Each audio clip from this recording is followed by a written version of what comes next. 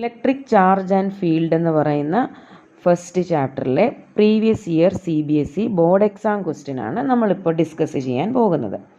അപ്പോൾ ക്വസ്റ്റ്യൻ ഇതാണ്ട് 2 point charges Q1 16 microcoulomb and Q2 1 microcoulomb are placed at a point R1 3 meter I cap and R2 4 meter J cap. Find the net electric field E at the point R 3 meter I cap plus 4 meter J cap. വളരെ സിമ്പിളായിട്ടുള്ള question ആണ്. അപ്പോൾ നമ്മൾക്ക് ഈ ക്വസ്റ്റ്യനകത്ത് നമുക്ക് diagram ഒരിക്കലും വരില്ല. നമ്മൾ ഡയഗ്രാം ക്വസ്റ്റ്യൻ ആദ്യം മനസ്സിലാക്കിയിട്ടാണ് ഡയഗ്രത്തിൽ ഇപ്പോൾ നമ്മൾ പോകുന്നത്. ക്വസ്റ്റ്യൻ 2 പോയിന്റ് ചാർജസ് തന്നിട്ടുണ്ട്, Q1 ഉം Q2.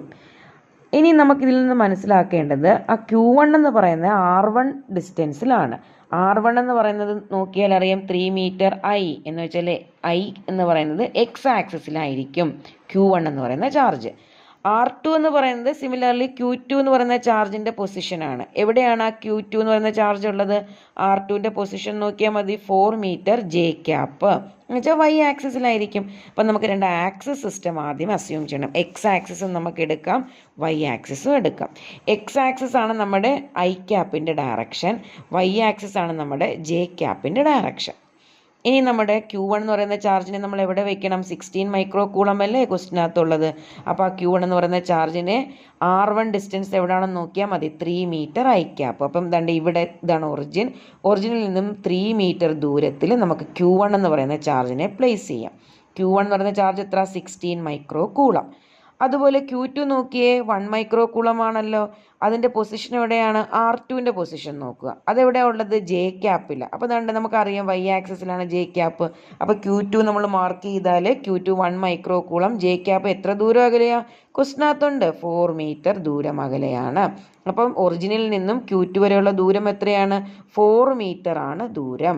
ഇവിടെ ഒറിജിനിൽ നിന്നും Q1 വരെയുള്ള ദൂരം എത്രയാണ്? 3 meter ആണ് ദൂരം. അപ്പോൾ നമ്മൾ ആൻസർ ഫിഗർ നമ്മൾ സ്വന്തമായിട്ട് ക്വസ്റ്റ്യൻ മനസ്സിലാക്കി വരയ്ക്കാനുള്ളതാണ്. ക്വസ്റ്റിനകത്ത് ഒരിക്കലും നമുക്ക് ഈ ഫിഗർ തരത്തില്ല. ഇനി നമ്മുടെ അടുത്ത് ചോദിച്ചിരിക്കുന്നത് net electric field intensity E എന്ന് പറയുന്നത് ഇലക്ട്രിക് ഫീൽഡ് ഇൻറ്റൻസിറ്റിയാണ്. നെറ്റ് ഇലക്ട്രിക് ഫീൽഡ് ഇൻറ്റൻസിറ്റി കണ്ടുപിടിക്കണം. ഒരു പോയിന്റ്, നമുക്ക് ആ പോയിന്റ് P എന്നങ്ങ് അസ്യൂം ചെയ്യും. എപ്പോഴും നമ്മളൊരു പോയിന്റ് P അല്ലേ അസ്യൂം ചെയ്യുന്നത്. ആ പോയിന്റ് എന്ന് പറയുന്നത് അതിൻ്റെ ഡിസ്റ്റൻസ് തന്നിട്ടുണ്ട്, 3 meter I ക്യാപ്പും 4 meter J ക്യാപ്പും. എന്ന് വെച്ചാൽ എത്രയാണ്? 3 meter എന്ന് പറയുന്നുണ്ട്, 3 meter ഡിസ്റ്റൻസ്, 3 meter ഓക്കെ. അതുപോലെ തന്നെ ജെയിൽ എത്ര ദൂരം അകലെയാണ്? 4 meter. അപ്പം നമുക്ക് വേണ്ട 4 meter J ക്യാപ്പിലും നോക്കണം, അതുപോലെ തന്നെ 3 meter നോക്കുമ്പോൾ നമുക്ക് ആ പോയിന്റ് P എന്ന് പറയുന്ന പോയിന്റ് നമുക്ക് ഇവിടെ കിട്ടും. അപ്പോൾ ഈ പോയിന്റിലെ ഇലക്ട്രിക് ഫീൽഡ് ഇൻറ്റൻസിറ്റിയാണ് കണ്ടുപിടിക്കേണ്ടത്. ആര് കാരണം? ഈ Q1 എന്ന് പറയുന്ന ചാർജ് കാരണവും Q2 എന്ന് പറയുന്ന ചാർജ് കാരണം. ഓക്കെ അല്ലേ? അപ്പോൾ നമുക്കറിയാം ബേസിക് ഇക്വേഷൻ, ഇലക്ട്രിക് ഫീൽഡ് ഇൻറ്റൻസിറ്റിയുടെ ബേസിക് ഇക്വേഷൻ എന്ന് പറയുന്നത് E = എങ്ങനെയാണ്? 1/4πε0 Q / R². ഇതാണ് നമ്മുടെ ഇലക്ട്രിക് ഫീൽഡ് ഇൻറ്റൻസിറ്റിയുടെ basic equation. Field intensity vector ആയതുകൊണ്ട് നമ്മൾ ഡയറക്ഷനും കൂടെ സ്പെസിഫൈ ചെയ്ത് കൊടുക്കണം. അപ്പോൾ എലോങ് ഏത് ഡയറക്ഷൻ ആണെങ്കിൽ ആ ഡയറക്ഷനും കൂടെ പറയണം. സോ നമുക്ക് ആദ്യം പറയേണ്ടത് electric field intensity at the point P. ആര് കാരണം? Q1 എന്ന് പറയുന്ന ചാർജ് കാരണം. സോ അതിനെ ഞാൻ E1 എന്ന് കൊടുത്തു. 1/4πε0 Q1 എന്ന് പറയുന്ന ചാർജ് / Q1 മുതൽ P വരെയുള്ള ദൂരം R².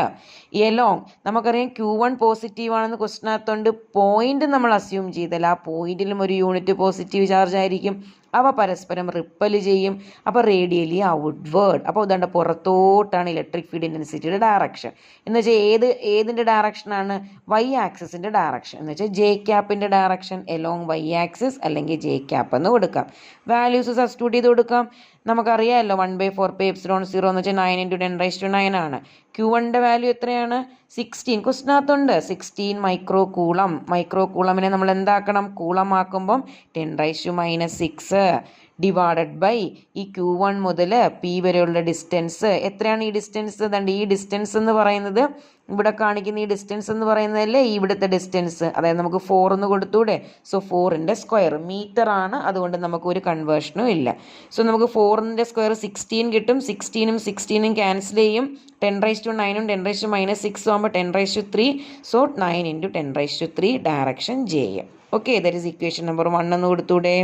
അതുപോലെ പി എന്ന് പറയുന്ന പോയിന്റിൽ Q2 കാരണം നമുക്ക് ആക്ട് ചെയ്യുന്ന ഇലക്ട്രിക് ഫീൽഡ് ഇൻറ്റൻസിറ്റി കണ്ടുപിടിക്കണം. Electric field intensity at the point P due to Q2. അത് നമ്മുടെ ഇക്വേഷൻ എന്താണ്? എഗെയിൻ പഴയ ഇക്വേഷൻ 1/4πε0. ഇവിടെ Q1 ആയിരുന്നു നേരത്തെ. ഇനിയിപ്പോൾ നമ്മൾ എന്ത് ചെയ്യണം? Q2 ഡിവൈഡഡ് ബൈ Q2 മുതൽ പോയിന്റ് വരെയുള്ള ദൂരം R². അപ്പോൾ Q2ഉം പോസിറ്റീവാണ്, പോയിന്റ് പിയിലും പോസിറ്റീവാണ്, പരസ്പരം റിപ്പൽ ചെയ്യും. റിപ്പൽ ചെയ്യുന്ന റേഡിയലി ഔട്ട്വേർഡ് ആണ്. ഡയറക്ഷൻ എന്ന് പറയുന്നത് എക്സ് ആക്സിസിൻ്റെ ഡയറക്ഷൻ. അപ്പോൾ എലോങ് ആദ്യം നമുക്ക് എക്സ് ആക്സിസിൻ്റെ ഡയറക്ഷൻ കൊടുക്കാം, എലോങ് എക്സ് ആക്സിസ്. ഇനി നമ്മൾ എന്തോ ചെയ്യുന്നു? വാല്യൂസ് സബ്സ്റ്റിറ്റ്യൂട്ട് ചെയ്ത് കൊടുക്കുന്നു. 9 × 10⁻9. Q2ന് പകരം 1 മൈക്രോ കൂളം ആണ്. 1 × 10⁻6 ഡിവൈഡഡ് ബൈ നമുക്കറിയാം Q2 മുതൽ P വരെയുള്ള ഡിസ്റ്റൻസ് എന്ന് പറയുന്നത് എത്രയാണ്? 3 മീറ്റർ ആണ്. സോ 3യുടെ സ്ക്വയർ എലോങ് ഐ ക്യാപ്പ്. അപ്പോൾ ഇവിടെ 3യുടെ സ്ക്വയർ 9 ആണ്. 9ഉം 9ഉം കൂടെ ക്യാൻസൽ ചെയ്യും. 10⁻6ഉം 9ഉം കൂടെ ചേരുമ്പോൾ 10⁻3 ഐ ക്യാപ്പ്. അപ്പം നമുക്ക് net electric field intensity at the point P കണ്ടുപിടിക്കാം. എങ്ങനെ കണ്ടുപിടിക്കാം? രണ്ടും കൂടെ ആഡ് ചെയ്ത് കൊടുത്താൽ മതിയല്ലോ. ഐയുടെ വാല്യൂ ജെ ക്യാപ്പിൻ്റെ ഡയറക്ഷനിലെ വാല്യൂ കൂടെ ആഡ് ചെയ്യുക. ഐ ക്യാപ്പിൻ്റെ ആകുമ്പോൾ 10⁻3 I cap plus 9 × 10⁻3 J cap. അതിൽ നിന്ന് നമുക്ക് 10⁻3 കോമൺ എടുത്താൽ ഐ പ്ലസ് 9j × 10⁻3. ഇലക്ട്രിക് ഫീൽഡ് ഇൻറ്റൻസിറ്റിയുടെ യൂണിറ്റ് എന്ന് പറയുന്നത് ന്യൂട്ടൺ പെർ കൂളം. ഓക്കെ.